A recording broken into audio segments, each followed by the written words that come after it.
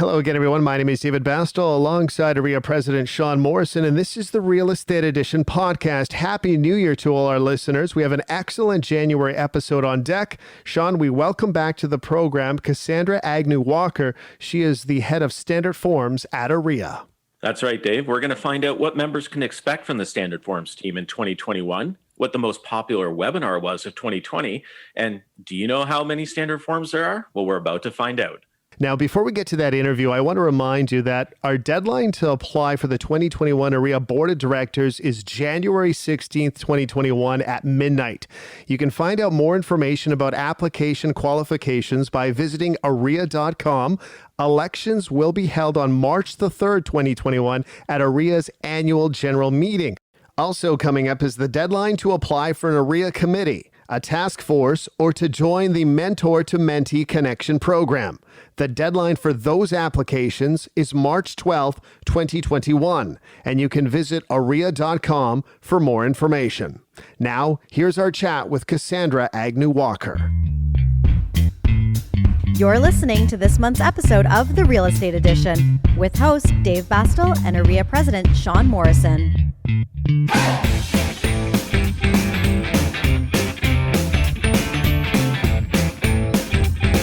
Cassandra, this is your third time coming on the podcast. I think by now most listeners know who you are and they've heard you on our show. Also, they've watched your webinars, reached out to you with their forms questions over email. But for those who may need a reminder, can you tell us a little bit about yourself and your role at OREA? Absolutely, David. Thank you. And it's always a pleasure to be back sharing forms news with members in any forum. As head of OREA Standard Forms, I'm pretty much overseeing and integrated in many of the forms activities. We like to bring the subject of forms and clauses in a very practical trading manner. I liaise with our Standard Forms Committee and work with a fantastic forms team to provide our forms, our clauses, our forms resources to members, including responding to hundreds of members' inquiries and requests through the year. I do have a background of being a realtor for about 32 years. I almost don't like saying that anymore because it just gives away age. But certainly my time here at OREA is fantastic. I like this continuance working with realtors and certainly the boards and associations. And one of my favorite topics, forms and clauses. Well, that's great, Cassandra. And again, thank you for being on the program with us today. I know firsthand that this year in particular, your team had to really adapt to make some standard forms and clauses changes during the pandemic because of the changes that it had to the real estate market. So I was wondering if you could tell us a little bit about what that's been like this year and, kind of highlight some of those updates that you had to make. Absolutely. 2020 being a state of emergency, I think it's in the last 100 years has only happened 2 other times. Really, not only for the association, all staff working from home, but also our forms team adjusted with our Standard Forms Committee, with many of the members who were adjusting. I think, going back, just looking at it in hindsight, I know we've grown a lot. Technology was on our side. That was a real bonus. And I think we really had a lot of patience all the way around as far as working together. And I know that we're going to talk a little later in the show about some of the changes that occurred around the state of emergency and how it affected members' trading and the forms and clauses that they use. So I'll sort of just start with that. I think it was a major adjustment, but not just for us, not just for the association. I think connecting with the boards and associations, as well as, the members and their consumers. So I think that was something all of us adjusted to work together. So Cassandra, how did COVID-19 impact the changes and updates for this year, if at all? So the 2021 revised and new forms weren't so related to the COVID and the state of emergency. I think if I were to go back to what we were saying a moment ago, just on the basis of last April, May, June, we focused wholeheartedly, not just in the forms and clauses, the entire association and the membership, but in forms and clauses, we focused on 6 new clauses. We put them out in 2 different batches, but ultimately it was for members to consider using as the technology aspect, the virtual aspect of their trading activity increased dramatically, as well as working with industry-related professionals. So just on that basis, 2020 sort of brought us 6 new state of emergency clauses. And, we encourage members to continue to consider those as we're still in the pandemic. But certainly there are a couple that will continue with virtual trading even after the pandemic, which we cross our fingers is going to be rather soon. Yeah, I know you've had a busy year, and I know January and December and January are always a very busy time for you and your team. Can you tell listeners a bit about what's been keeping you busy lately? Absolutely. Before we broke for our December sort of time off, kind of starts at the end of November.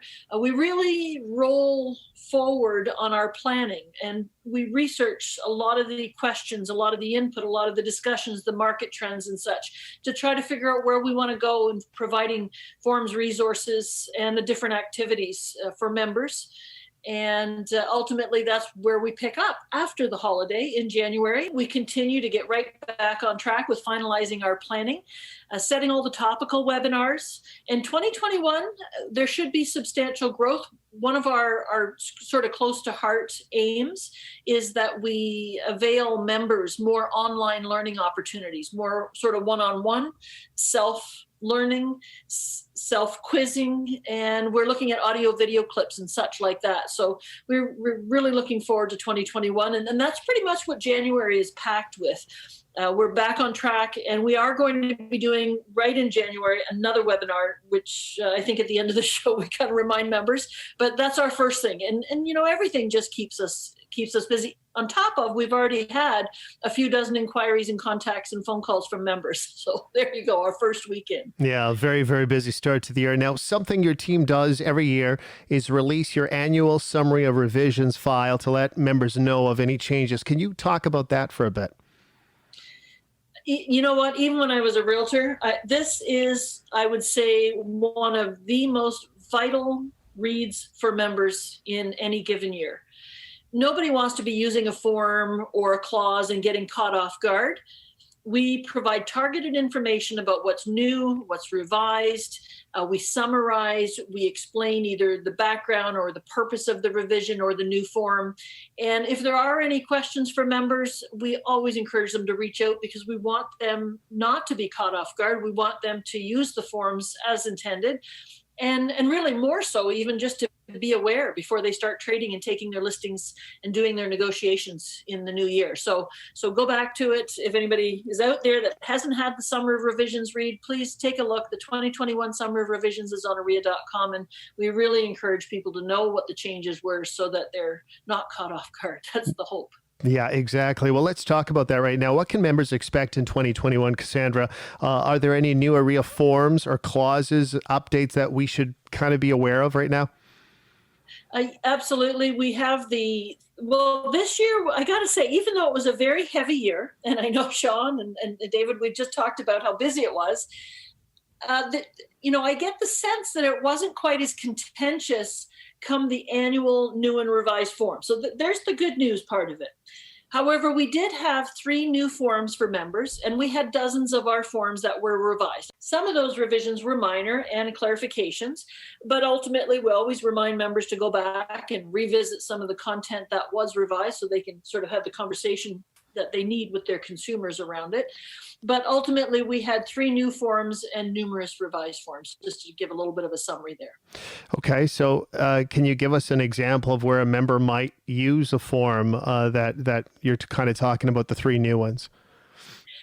Yes.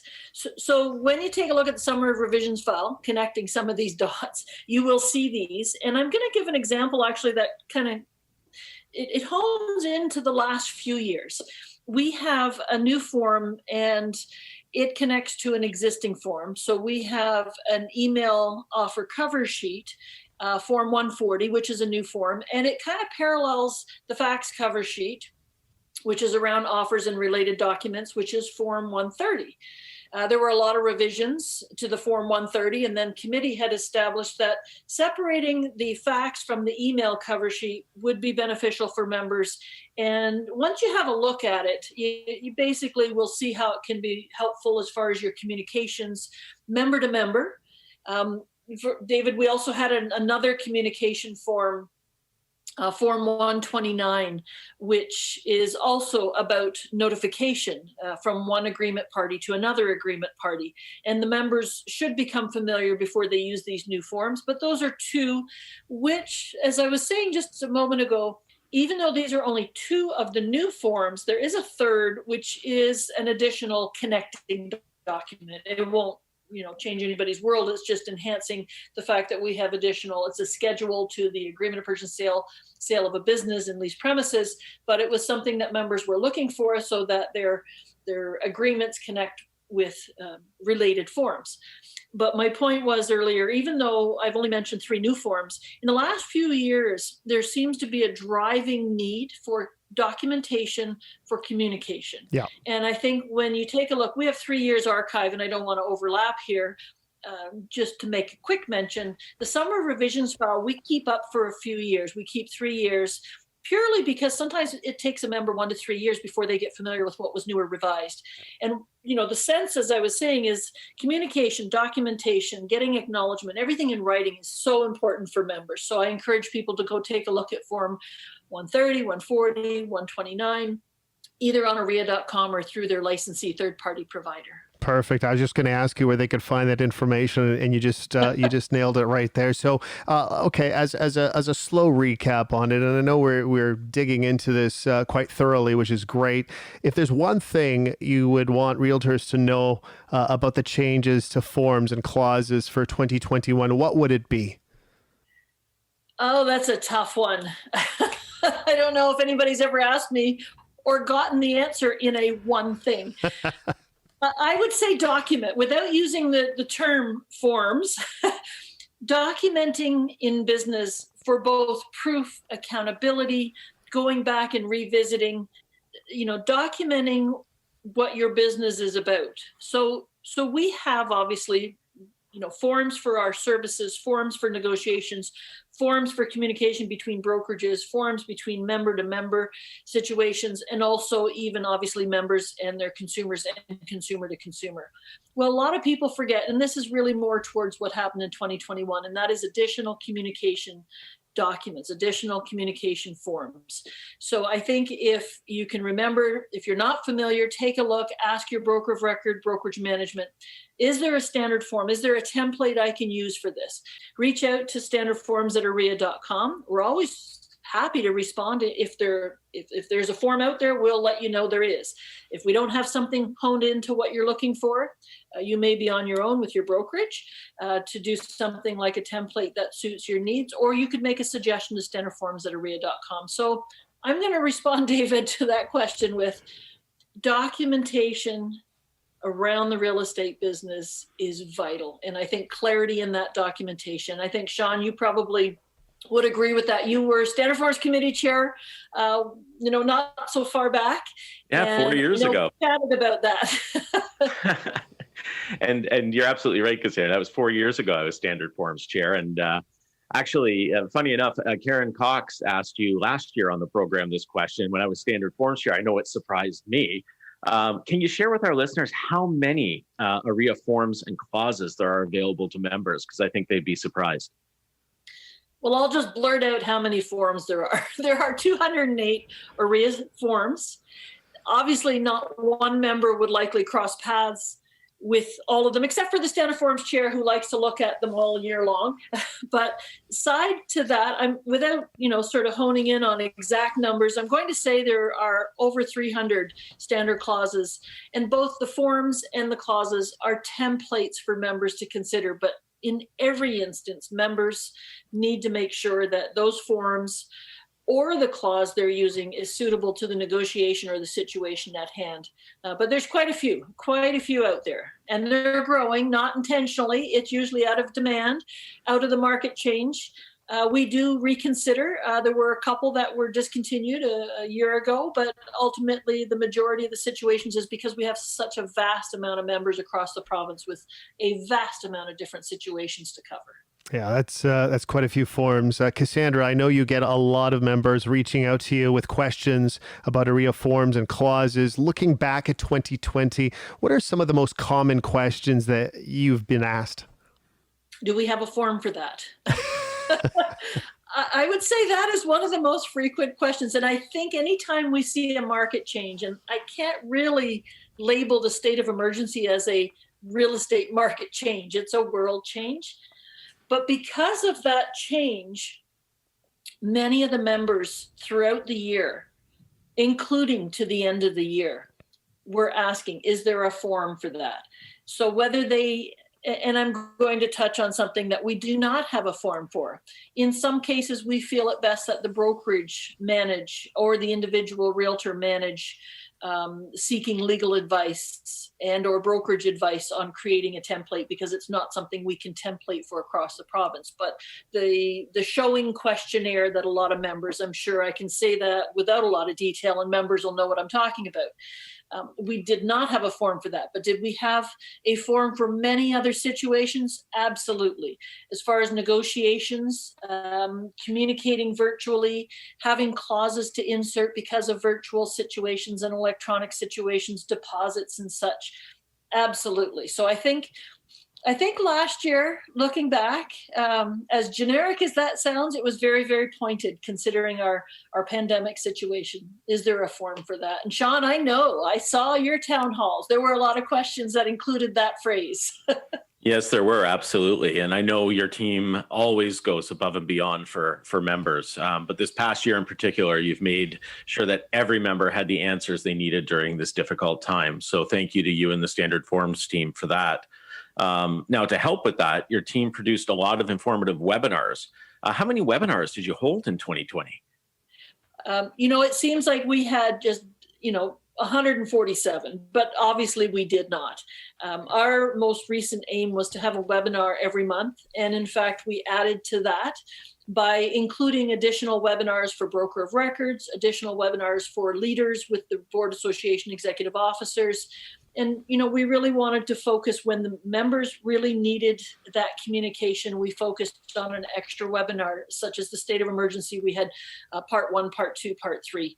So there was, more than our aim of about 10. I believe we had more. Plus, we put out the memos and the FAQs to complement those webinars to make sure that there was healthy communication. So we urge people, actually, Sean, if I may, those webinars are recorded and we post the recording on our OREA.com Standard Forms webinar landing page. So, it would be nice if one of those topics was missed, if anybody wanted, we definitely like to make sure it's available for a while for them to go back and take another look at the recording. We will be back after this short break. Join the OREA Realtor research community to have your say when it comes to the services OREA provides, the recommendations we make to the government, and the strategic priorities of the association. You'll receive exclusive content and be entered into monthly draws every time you complete a survey. Visit joinorearesearch.com to sign up and join an exclusive community of realtors making a difference. joinorearesearch.com.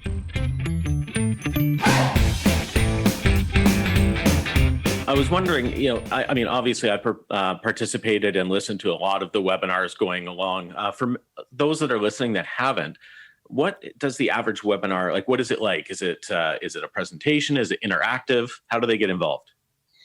So because I'm going to start off with the fact that we will run a webinar on an extremely low, about 600 to 800, and more like 1,000 to 1,500. In fact, we had a couple thousand, 2,800 in one.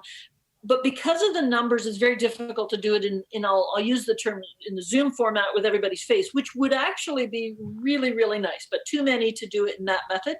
Our webinars are audio and obviously video with the slide PowerPoint presentation.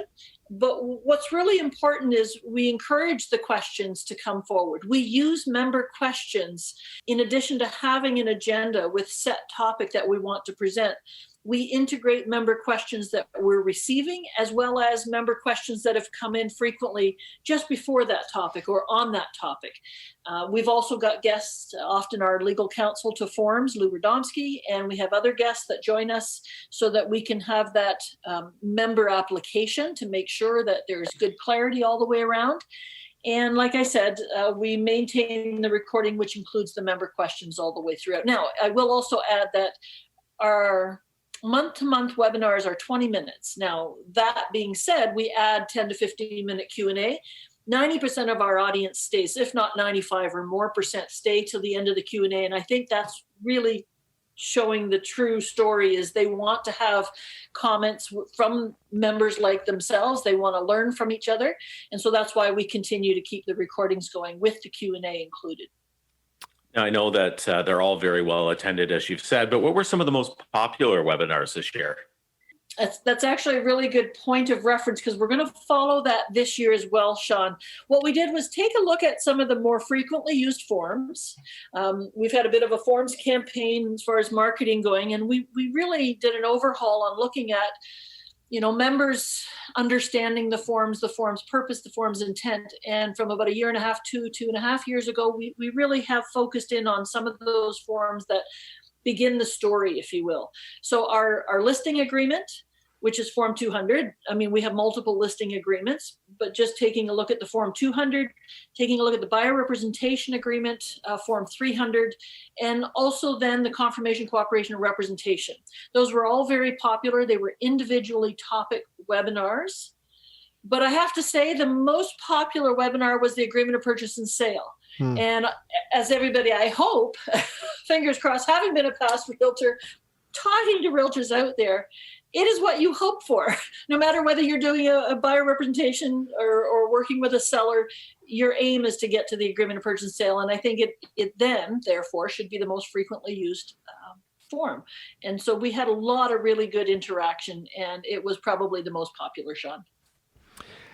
Cassandra, as 2021 begins, have you already planned for webinars that you'll be doing this year, perhaps new ones as well? Yes, thank you, David. However, I would like to say, just to start that answer, people are going to start thinking she never answers the question first. I would like to say we are always open to hearing from members, and we often get suggestions. So please don't stop them from rolling in.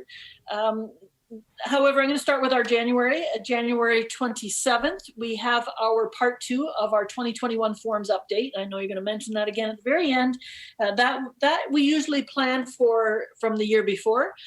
We also have a host of other webinars. In fact, it's interesting because many of the webinar topics we have, month to month, year to year, roll to the next year. And we have a lot of members asking about, for example, lease. And so we do have some recordings, but obviously real estate is cyclical. And without a doubt, members aren't doing the same thing every day or every year. However, the real estate trading is consistent, whether you're in commercial, whether you're in recreational or farm, which, by the way, David, is one of our aims. Is this year we want to get back to making sure that we have, one webinar for the commercial folks, even though the commercial folks could listen to the confirmation, cooperation, and representation, those members that are trading in commercial real estate, but definitely rural recreational. We had a member who was a guest a couple of years ago, did a fantastic job with us. But we do like to try to target the specificity of real estate in some of the webinars. And then after that, we are looking at the webinars that are consistent with listing and selling and answering the questions. So we may even go off into stay tuned, because we're hoping to initiate another forums communication, a path of which members can just have open conversation. And Sean, I got you down on my list to try to participate in that as often as you could. I know everybody's busy, so that's one of our other aims, David, in addition to the webinars, but it'll be very much like the webinars, where we're communicating with the members and hearing from and listening to the members. Well, Cassandra, I'd always be happy to do that. I really did enjoy my time as chair of Standard Forums a number of years ago, and I know that it's consistently the most important thing that members rate as we poll. Now, speaking of members, if a member wanted to offer input or changes to a form, how would they go about doing that? Super easy. they can call OREA, but I would say even easier. I think it's easiest to remember. I don't know why I think it's easy, but hopefully it is, and I'm not imagining this. You email standardforms@orea.com. Standardforms, plural, @orea.com. And we have a team. All of us receive those emails, and we will take it to the committee if it's a suggestion. And again, if they have a question, we try to respond. Often I'll even pick up the phone and call them because I know realtors are looking to have that conversation. They're conversation people. But easy peasy, Sean. Reach out. Maybe even anybody you know that's at OREA, or the president, because I often have had you send off an email to me that you've received from a member. So we're always welcoming member contact. So if you can't remember us, standardforms@orea.com, remember your OREA representative and your volunteers. No, absolutely. And we're always happy to have multiple channels back to Standard Forms. Now, I know you talked a little bit about the committee there. So let's say somebody wanted to get engaged and one of our members wanted to join the Standard Forms committee. How do they go about doing that? It's easy. You would simply go to OREA.com. And if you can't find it, as I said, reach out to us. We'll help put your fingertips on your volunteer form that you would complete in order to submit to be on a committee. And we welcome everyone to tell us about their interests. Excellent. Now, you launched your Forms AI chatbot last year. How has that been going? And maybe tell us a little bit more about that. It's fantastic. However, it sometimes is misunderstood. So when you go to OREA.com, you have to log in to see the chatbot. So when you log in and you could be anywhere on OREA, but let's just say you're on the Standard Forms landing page, little smiling face looking for your questions. The one thing it won't do, and this is why I want to start with that, because I want to leave you with a positive. The one thing it won't do is give you trading advice or legal advice. And I don't know why any realtor in the world would want to get it from a chatbot. I want to know where I'm getting my advice from. However, we understand the misunderstanding there that you're going to get an answer right away. And I've even had directors do that. But I said, what? You're never going to get that. Anyway, my point is, it's fantastic. We have our bot. I think it's well over 20,000 training data points. And it's building and it's learning about our resources. So any form that has a Forms Explain file that's connected to it, if there's a webinar, like I mentioned earlier, on Form 200, if you're asking about it, it'll give you that. It'll put your fingertips on the links where you can find the resource. So ultimately, we find the bot is learning, it's growing, it's been in concept from 2-3 years ago, and then the last year and a half has been full-blown where members are using it. And we're quite happy with chatbot for the forums. We hope that more members use it this year so it can continue to learn and go from toddler, sort of to young child stage. I don't know what they call it in the AI world, but definitely it's growing. Well, that's good. Hopefully it doesn't grow like Cybernet from the Terminator movies. But no, it's a very good resource. But I just wanted to say on a personal note, Cassandra, I know this year has been incredibly crazy. We've had to do business in ways we've never had to do it before. And I know that, the OREA offices have been closed. We've been working remotely. So I'm just wondering, how has this year been for you? And how has it been for the Forms team as a whole? Challenging. I have to say that because we have a rather young Forms team, and I don't mean that by age, in the last couple of years, we have built up a Forms team. We actually had a couple of summer students as well, which were fantastic, helping us do our project research and our project review. But Sean, thank you, because I know that we appreciate the challenges that members are facing. And I have to say the passion that our Forms team has for the members and the understanding, the empathy. They come from relationships, whether it's within a brokerage or within an association. They come from knowing the members and wanting to help the members. So despite the challenges, I'll say the Forums team has risen and the entire association. And so looking back, we have done phenomenally.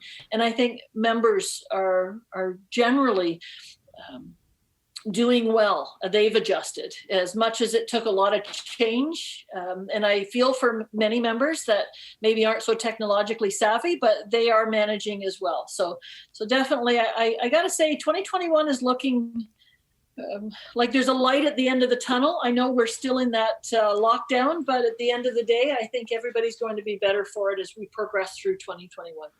So how can Ontario Realtors stay up to date with the standard forms and clauses moving forward then, Cassandra? Keep in touch with your brokerage, your broker of record, your brokerage management, and then for everyone, broker of record, manager, or individual members. Go to the standard forms landing page of OREA.com. Your board often has updates that we provide them. So we strongly encourage you to continue to connect with us, whether it's within the webinar, because you can shoot your questions to us in the webinar. So that's always easy.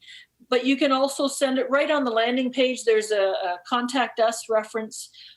You know what, as a realtor, there's a thinking like a realtor, there's 101 things coming at the person who's trying to do their business, and stopping, slowing the ball from rolling too quickly, and making sure that any changes that are in play, you've got an understanding, and we're there to help you understand them. So I would just say slow the ball down and make sure you stop and check in every so often. And we're always happy to hear from the members. Is that what it takes to become a forms expert like yourself? I did not see that coming. Well, I gotta tell you, I might age myself again. There are decades of background here, but let's just say yes. Okay, final question. Final question before we say goodbye for another day. And this has been very informative. Is there anything else you'd like to share with our listeners before we go that we haven't really touched on that you would like to touch on, and it is important enough to?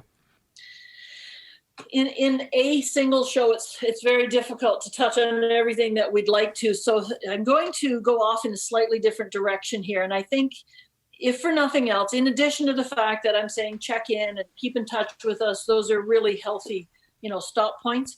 But one of the other things that we often don't think about is that members can help members. And regardless of being on opposite teams, I know, Sean, we've talked about this. You got somebody else in another brokerage, they may be your competitor, they may be doing a negotiation with you, an agreement of purchase and sale. But in the end, I think we learn at different paces. We have to be patient with each other. The forms are a huge component. Let's hope daily with listings and sales and negotiations. So help each other. Reach out to us. Let us help you. Let us help you help others, because we can give you the resources. We can put your fingertips on those links that can help explain the forms, understand how they're intended to be used or how you intend to use them, because it may be slightly different, and or how you're going to edit them. So I'm going to go off in that direction. Help yourself, keep in touch, help us understand you better, but also help each other. I think that's what I'd like to say, David, as a final point. We want to, I think everybody wants success. Everybody wants to help each other succeed. Well, that's my final point of reference. Okay. And members, if they want to reach out to you with a question, how can they reach you? Either it's easy to, if you figure out my name, if it's a K or a C, but Cassandra with a double S, Cassandra@OREA.com, or as I said earlier, standardforms@OREA.com. Either one's going to come to me and or the forms team, and we're always happy to have you check in with us. Thank you for doing this. Happy New Year. Thank you. Thanks very much, Sandra. You're welcome.